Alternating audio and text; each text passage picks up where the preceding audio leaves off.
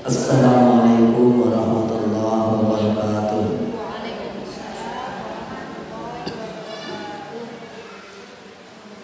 Alhamdulillahirabbil alamin wa bihi nasta'inu ala umuri dunya waddin wa ala alihi wa sahbihi ajma'in. Qala rabbi shrah li sadri wa yassir li amri wa hlul 'uqdatam min lisani yafqahu qawli.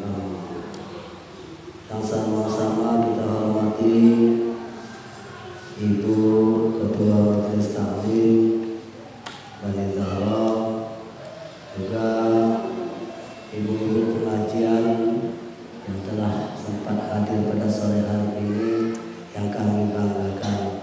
Senantiasa kita bersyukur kepada Allah Subhanahu wa Ta'ala, yang mana pada siang menjelang sore hari ini kita masih diberikan limpahan rahmat dan hidayahnya, sehingga kita sama-sama kembali dapat hadir untuk melaksanakan kegiatan rutinitas kita dalam rangka pengajian pada sore Jumat. Yang mudah-mudahan apa yang menjadi niat hajat kita, Bu, apa yang menjadi doa kita yang kita laksanakan pada kesempatan sore hari ini diijabah oleh Allah Subhanahu wa Ta'ala. Ibu-ibu yang dirahmati Allah Subhanahu wa Ta'ala, mengingat pada saat ini suasananya sepertinya suasana yang silih berganti. Kadang-kadang terlihat suasananya mendung, kadang-kadang terlihat suasananya panas, kadang suasananya pengajian ramai, kadang-kadang suasananya pengajian ini fikih. Tapi yang mudah-mudahan ibu-ibu tidak akan mengurangi semangat kita untuk melaksanakan ataupun melaksanakan kegiatan dakwah kita ataupun dakwah ilallah. Ibu-ibu yang dirahmati Allah Subhanahu wa Ta'ala, secara singkat saja akan kami sampaikan sedikit kajian tentang masalah hukum haram. Hukum haram. Banyak di antara kita yang ngerti akan hukum haram, akan tetapi masih banyak kita langgar atau kita laksanakan ataupun kita lakukan. Jadi ibu-ibu yang dimuliakan Allah Subhanahu wa Ta'ala, di antara hukum-hukum Islam itu di antaranya salah satunya adalah wajib, kemudian sunnah, dan termasuk juga haram. Ibu-ibu sudah semuanya sudah hafal ya. Jadi kita akan mengupas tentang masalah haram. Ibu-ibu yang dimuliakan Allah Subhanahu wa Ta'ala, jadi haram itu di dalam bahasa Arabnya atau bahasa agamanya itu artinya tidak boleh. Jadi haram itu tidak boleh. Jadi apa yang tidak boleh menurut Allah, maka tidak boleh kita kerjakan. Kalau wajib kata Allah harus kerjakan. Jadi haram itu apabila kita lakukan berdosa, bahkan akan membawa sebuah dampak dalam kehidupan kita, terutama di dalam keluarga kita, anak, istri, suami, dan seluruh keluarga kita, apabila kita menyentuh sesuatu yang haram.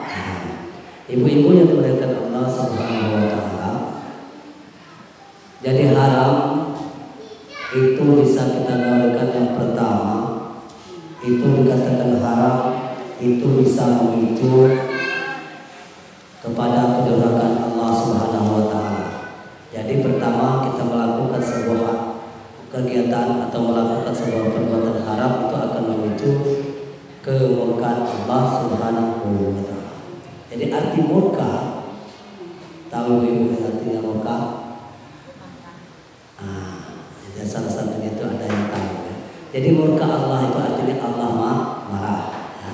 Jadi apabila melakukan sebuah perbuatan haram, maka memicu kita murka Allah akan datang pada kita.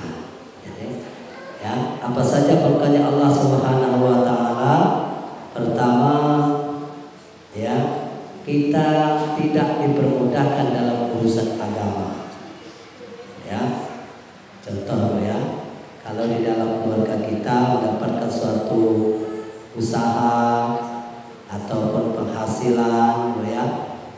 bercampur dengan sesuatu yang haram, ya, maka walaupun hanya sebesar biji zarah, yang namanya haram tetap dia akan berdampak atau menuju kemurkaan Allah. Jadi ibu-ibu yang dimuliakan Allah, jadi terkadang-kadang kita umpamanya kita mempunyai uang 500.000, kita masuki uang yang 50.000, sementara uang yang 500.000 kita dapatkan dengan cara yang halal. Artinya mungkin dari jual karet ataupun jual buah-buahan atau jual sayur-sayuran, ya, dapatkan dengan cara yang halal. Kemudian ada uang 50.000 yang didapatkan dengan cara yang subhat. Artinya subhat ini yang meragukan, ya. Jadi diantaranya salah satunya, ya, mungkin dapat dari menipu orang, ya, atau kita dapatkan uang 50.000 tadi mendapatkan dengan cara memanipulasikan orang, ya, atau dengan cara meriba, ya. Kamu boleh pinjam uang dengan saya, tapi kembalikan ini kena uang orang, bukan uang saya. Jadi kembalikan, kamu pinjam 25.000, nanti kamu kembalikan 50.000. Nah itu salah. Tapi nggak apa-apalah sekali sedikit, kan bahasanya seperti itu, ya. Nah, kadang-kadang seperti itu. Kemudian kita campuran. Maka sama dengan halnya satu gelas kopi, ya, satu gelas kopi atau secangkir teh dimasuki dalam satu tahi cicak atau cicak itu yang kalau di atas ini, nah, cicak di dinding gitu, ya. Nah, jadi kalau dia satu aja masuk dalam kopi itu walaupun cuma sedikit, ya, itu sudah terkena semua air tadi. Jadi nggak atau ada satu lalat saja yang masuk ke dalam cangkir kopi atau teh tadi, walaupun itu kecil lalatnya, namanya sudah najis ataupun haram. Jadi kalau kita masukkan tetap semuanya ikut kotor, kena najis. Nah demikian juga masalah uang. Walaupun cuma 500.000 yang halal dimasuki uang 50.000 rupiah yang haram, maka semuanya akan ikut jadi haram. Maka termasuk golongan subhat. Artinya hal yang meragukan. Jadi mohon ibu-ibu perhatikan, kalaupun ada anak-anaknya, ya, yang uang tidak jelas itu nanti akan memicu dampak. Nah, kemudian yang kedua ibu-ibu yang dimuliakan Allah Subhanahu wa taala, kalaupun kita mengelola barang haram, maka tidak ada lagi keberkahan dalam agama. Jadi tidak ada lagi keberkahan dalam agama dalam hal apapun, ya. Contohnya maksud dan tidak ada keberkahan dalam agama ini termasuk juga doa-doa kita sulit untuk dikabulkan, ya. Termasuk dalam segala kegiatan-kegiatan kita yang kayaknya tidak ada atau susah untuk berhasil, itu termasuk salah satunya dampak daripada uang haram, ya. Ibu-ibu yang dimuliakan Allah Subhanahu wa taala. Kemudian yang ketiga, orang yang suka membaca Al-Quran itu tidak bisa berdampak pada dirinya, ya, tidak bisa berdampak pada dirinya. Jadi orang yang suka membaca Al-Quran, hatam segala macam, kalaupun dia mengkonsumsi barang-barang haram yang tidak jelas mendapatkannya, maka tidak berdampak. Dalam arti itu tidak ada pengaruh, ya, tidak ada pengaruh. Jadi orang yang suka membaca Al-Quran, maka dikatakan oleh Syekh Ahmad bahwasanya apabila seseorang sudah membaca Al-Quran, di dadanya sudah ada dalam Al-Quran, di dadanya sudah ada Al-Quran, maka tidak boleh dia memakan barang haram. Ibu-ibu yang dimuliakan Allah Subhanahu wa taala, selain daripada itu dampak yang positif, ya.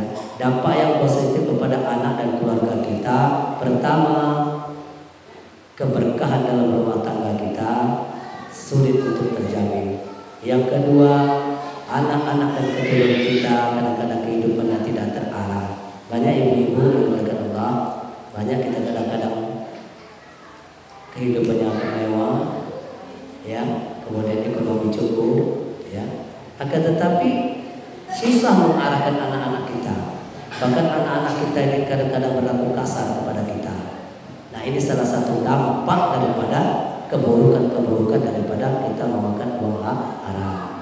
Jadi ibu-ibu yang dimuliakan Allah Subhanahu wa taala, jadi hati-hati dalam mengelola atau mencari atau mengonsumsi, baik itu berupa makanan maupun itu usaha ataupun uang yang sifatnya untuk dikonsumsi pada diri kita dan keluarga kita. Ibu-ibu yang dimuliakan Allah, kemudian yang keempat, nanti di akhirat nanti apapun yang kita perbuat, apapun yang kita kerjakan, ini akan dipertanggungjawabkan, akan ditanya oleh Allah. Kita memakan uang haram tadi, mendapatkan uang 1 miliar, mendapatkan uang 10 juta, maka ditanya itu nanti, ditanya oleh Allah kemana uang itu kamu belanjakan, kemana-mana arah uang itu kamu belikan, ya, itu akan tetap dipertanggungjawabkan. Kemudian uang itu nanti berkata bahwasanya saya adalah termasuk uang haram. Nah, maka uang ini nanti akan bisa bicara di hadapan kita dan kemudian saksi kita, dan kita tidak bisa untuk mengelak. Ibu-ibu yang dimuliakan Allah Subhanahu wa taala, kemudian yang terakhir yaitu orang apabila sudah termakan atau mengonsumsi sesuatu yang haram, baik ekonomi maupun makanan yang sudah masuk pada diri kita, sudah menjadi darah daging kita kepada keluarga, anak istri kita, ya, termasuk di dalam keturunan kita, sepanjang uang haram itu belum dibersihkan, maka ini akan berdampak bahwasanya kita tidak bisa lagi untuk menjadi orang berbaik hati. Ya, katakanlah kita menjadi orang yang lupa diri. Nah, banyak seperti itu, ya. Jadi orang-orang itu bukan semata-mata karena dia pelit, bukan semata-mata dia ini karena sombong, akan tetapi karena apa? Pengaruh daripada barang haram tadi akan berdampak membawa diri menjadi orang yang sombong, menjadi orang yang serakah, menjadi orang yang lupa diri, ya, ada tetangga, keluarga, sanak, bahkan orang tua juga sudah bisa kita menjadi lupa diri. Karena apa? Pengaruh daripada barang-barang haram yang telah kita masukkan pada diri kita. Jadi ibu-ibu yang dimuliakan Allah Subhanahu wa taala, memang kalau dalam bicara atau dalam bahasa, perbuatan haram itu kayaknya kecil, ya, haram kecil. Jadi perbuatan haram itu ada yang namanya haram jariat, ya.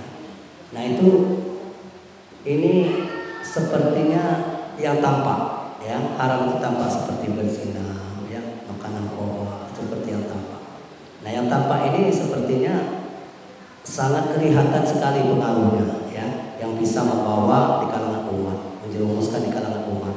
Nah, tapi kalau yang namanya makanan haram, yang nama makanan itu tidak banyak yang kelihatan, ya. Nah inilah kadang-kadang menjadi darah daging. Nah sekarang ada pertanyaan, loh, kalau sudah termakan bagaimana? Yang sudah selama ini uang haram yang sudah termakan oleh kita bagaimana? Berat, ya, berat. Jadi apabila kita sudah termakan kepada uang haram yang didapatkan dari haram, yang kita makan haram, ya, yang kita pegang haram, ya, maka apabila kita pernah mendapatkannya itu dari menzolim seseorang, maka harus dikembalikan. Ada yang sanggup kalau kita mengambil barang orang atau hasil dari menzolim orang, kemudian karena kita merasa ingin membersihkan diri, untuk menghilangkan noda yang ada pada diri kita ini, salah satunya adalah mengembalikan. Kami kira berat, ya, kalau kita bicara, oh Pak D atau Pak Tukino, kemarin saya ambil karet kamu di kebun, jadi hasilnya itu saya makan sama anak istri saya. Jadi karena saya takut dosa, saya minta maaf, saya kembalikan ini. Ada yang sanggup nggak kira-kira gitu? Mungkin agak berat, tapi itulah suatu akidah, ya. Jadi inilah satu cara Rasulullah, ya, ingin membersihkan diri kita. Tapi yakin dan yakinlah, setiap kita menyerahkan sesuatu kebaikan itu, Allah akan membantu, Allah akan menolong kita, ya. Nah, jadi ibu-ibu yang dimuliakan Allah, kemudian dan memberhentikan. Kemudian cara kedua adalah memberhentikan dari suatu pekerjaan itu. Nah, jadi seandainya ibu sering lotre ya kalau di pasarnya. Termasuk yang sering yang namanya perjudian apa itu kalau di pasar itu yang game gitu ya. Nah itu kalau bisa dihentikan seketika sudah kita merasa tobat ya. Jadi kita dalam bahasa itu tobat dengan catatan memberhentikan dengan seketika. Artinya begitu kita teringat, begitu kita ingin membersihkan diri kita ini, maka diberhentikan. Jangan diulang lagi ya. Nanti karena kayaknya kalau dilanjut kayaknya enak juga, tapi kalau diberhentikan gak enak. Nah, jadi karena bahasa itu, jadi jangan diulang, artinya memberhentikan dengan seketika. Nah kemudian memohon kepada Allah ya, banyak sholat malam, sholat tahajud dan bahasa itu memohon kepada Allah bahwasanya apa yang telah kita zalim kepada saudara kita, apa yang telah kita lakukan terhadap diri orang lain, ataukah kemaksiatan apa yang telah kita lakukan terhadap orang lain, mohon ampun kepada Allah Subhanahu wa Ta'ala. Nah, kalaupun orang itu masih ada, kita datangi. Kalaupun dia tidak ada, kita hubungi keluarganya. Kalaupun tidak ada, kita doakan. Nah, dalam bahasa kita ini Bu ya, dengan cara kita beramal itu kita Fatihah khususkan. Yang bahwa orang itu sudah meninggal ataupun orang itu sudah tidak ada alamatnya lagi di mana kita tidak tahu. Nah, kalaupun kita pernah menzalimi atau mengambil harta orang lain, itu harap dikembalikan atau dengan cara yang sedemikian. Jadi mudah-mudahan ibu-ibu yang dimuliakan Allah Subhanahu wa Ta'ala, jadi dalam hukum artinya haram tadi sesuatu yang kita berbuat yang dilarang oleh Allah Subhanahu wa Ta'ala, maka caranya salah satu membersihkannya yang seperti itu. Ibu-ibu yang dimuliakan Allah Subhanahu wa Ta'ala, dampak yang lain apabila kita melakukan suatu perbuatan dosa yang namanya haram, setiap kita melakukan sebuah perbuatan haram itu rumah tangga kita tidak nyaman. Jadi rumah tangga kita tidak pernah nyaman, baik itu dengan anak, baik dengan suami, baik dengan istri, ya, baik dengan orang tua, baik dengan mertua, jiran tetangga. Kenapa sebab itu terjadi? Coba kita kaji, kita ingat, kita ulang, kita ingat, iling-iling ya bahasa Jawa, ya, ingat mungkin saya dulu begini, ya. Nah salah satu faktornya seperti itu ya. Nah, tapi ada juga yang berdampak lain ataupun istilahnya dikarenakan masalah yang lain. Akan tetapi sebagian kalau kita ini sudah berumur usia seperti kami, umur sudah usia 50 tahun, kenapa kehidupan saya ini sulit untuk maju? Kehidupan saya tidak pernah angkat-angkat dari dulu kayak gini lah.